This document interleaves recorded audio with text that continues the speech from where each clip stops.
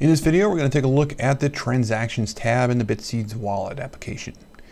Now, in this particular wallet, I don't have many transactions to show you, but the Transactions page gives you a list of every single transaction that ever happens. So every time you receive funds, every time you send funds, every time that you if you're staking funds and you receive an interest payment, so to speak, then it all shows up here. And basically, you just see a list of things, and right now there's only the one transaction when I received.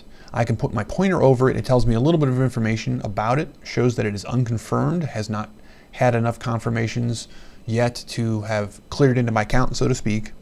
If I double click any transaction, it gives me additional information. And one thing that's useful to know, to look for in here, is if you have sent something, sometimes you might want to send some funds to somebody, and you may not want to leave the wallet application open, depending on, maybe you're shutting your computer off or whatever. You just want to send the funds and go. One thing you want to do is make sure that that when you've sent it, that it's actually been broadcast. You don't necessarily have to wait for it to be confirmed, because that can take a while, but you just want to make sure it broadcasts. And if you double click a transaction, then in here it will say its status, however many confirmations it may have received. Right now this one doesn't have any yet. It's a brand new transaction and the network's running a little bit slow right now. But what you'll see is however many confirmations, and if you see even one confirmation, then you know it's broadcast. But what you will also see with sent transactions, it will say something along the lines of broadcast to 4 nodes or something along those lines. And as long as you see it's broadcast to any, then you're good and you can close it, and you can be reasonably confident that that it will go through in time. And pretty much you're not going to really have to do too much in this screen really ever. But one other thing is in the file menu is export, which is normally only available in the transactions page. Export brings up a save as window, and again, it's just like anything on any computer. You have a little window to save it on a particular place. You have it type in a name and you hit save. But what this is doing is it's creating a CSV, or comma separated file, comma separated values in other words, and that is a type of file that you can put into Excel as a spreadsheet.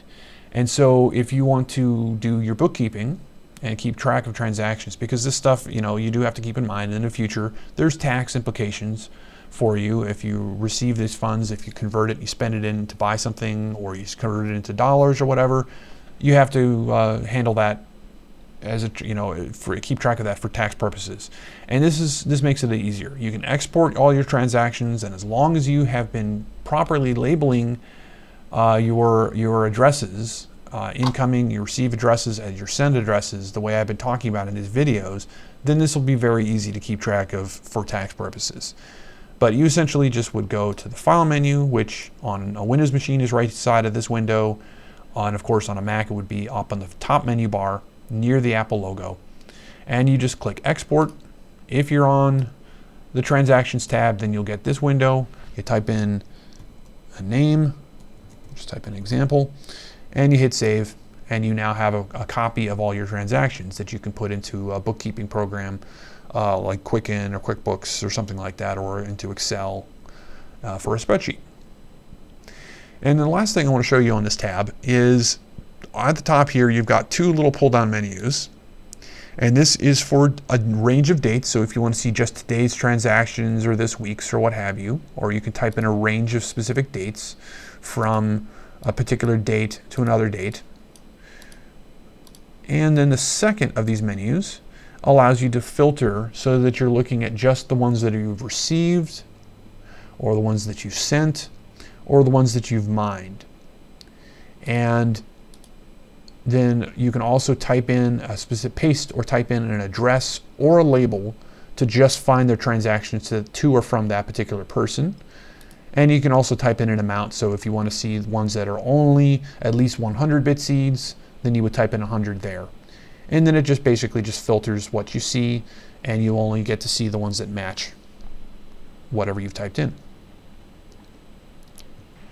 And I'm just switched over to a different wallet. This is my main wallet. I'm just going to let you peek into this just very briefly.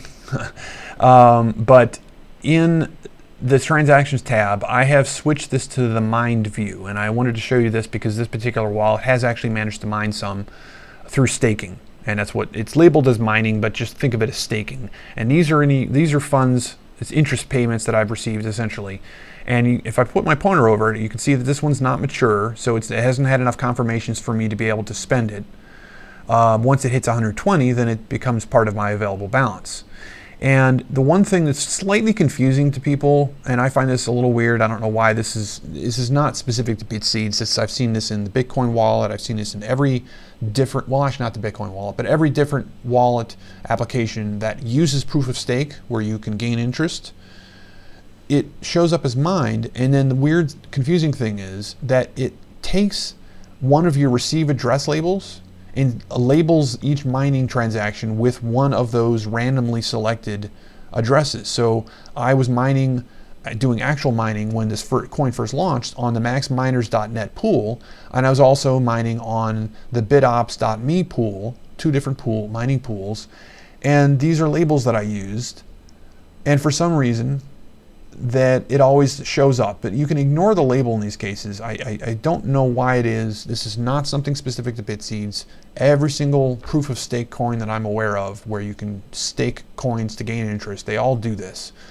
But you can always tell, it always says mined, and always has this little hammer to indicate that it's a mining, or in this case staking, payment. And so you can ignore the label in the case of mined transactions. But for everything else, the label is, of course, very important and useful to look at. And that's what I wanted to show you in this lesson on the Transactions tab for the Bitseeds wallet.